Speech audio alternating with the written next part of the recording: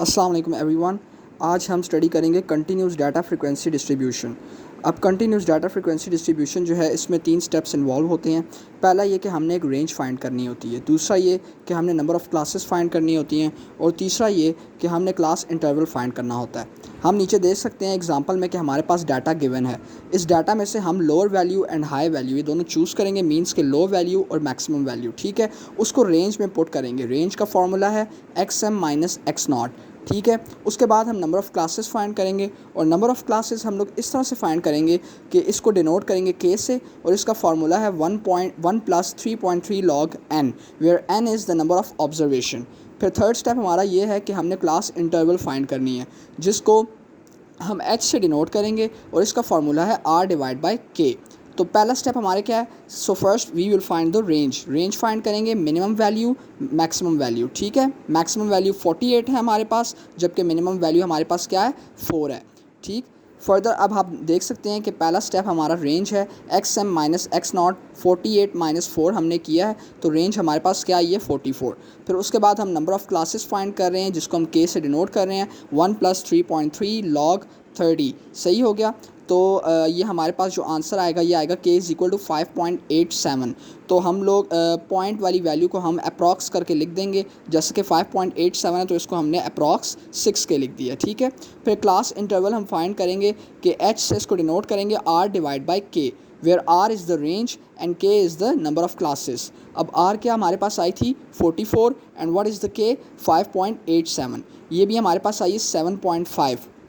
और हमें पता है कि ये रूल भी है मैथ्स का कि जब 0.5 आ जाए उससे ऊपर की आगे, मींस डेसिमल के आगे वाली वैल्यू है, तो हम उसको अप्रॉक्स कर देते हैं। तो 7.5 इज़ अप्रॉक्सीमेटली इक्वल टू 8, ठीक है। ये हमने range, number of class and class interval find कर लिया। Now we will move toward, अब हमने टेबल बनाया जिसमें फ़र्स्ट ऑफ़ ऑल हम क्लास बना रहे हैं। क्लास, एक कॉलम में क्लास है, दूसरे में टैली है, तीसरे में फ्रीक्वेंसी है, और चौथे में क्लास बाउंड्री मौजूद है हमारे पास।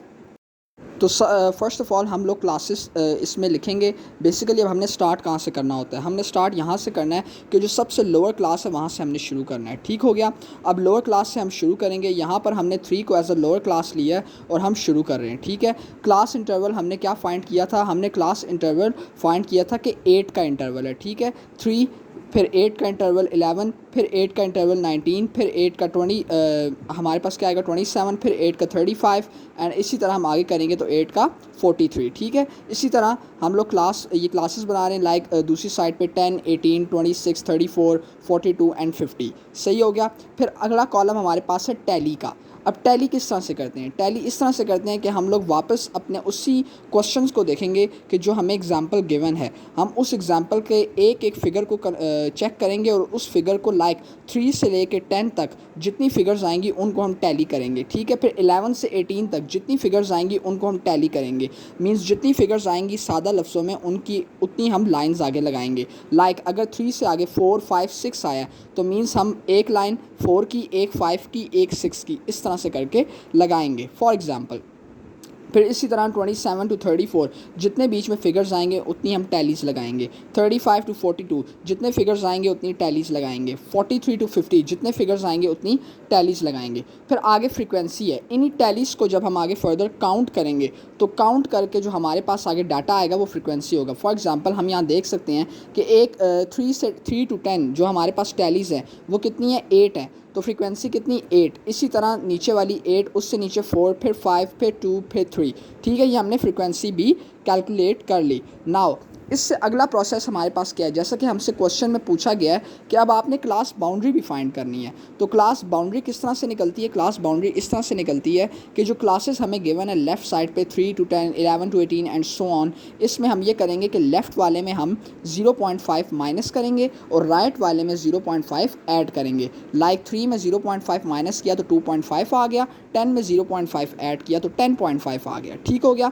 इसी तरह सेकंड लाइन में 11 से 0.5 माइनस किया तो 10.5 आ गया, और 18 में 0.5 ऐड किया तो हमारे पास 18.5 आ गया, एंड सो ऑन। इसी तरह हम ये प्रोसेस लेके चलेंगे, ठीक है। तो ये हमारे पास था बेसिकली कंटिन्यूस फ्रीक्वेंसी डिस्ट्रीब्यूशन का क्वेश्चन, जिसमें हमें क्या फाइंड करनी थी? हमने उसकी फ्रीक्वेंसी फाइंड करनी थी। हमने एक ग्रुप डाटा की कंटिन्यूस फ्रीक्वेंसी फाइंड करनी थी और फिर उसकी क्लास बाउंड्री फाइंड करनी थी। तो होप सो कि ये क्लियर हुआ होगा आप सबको और ये समझ आया होगा। Thank you very much.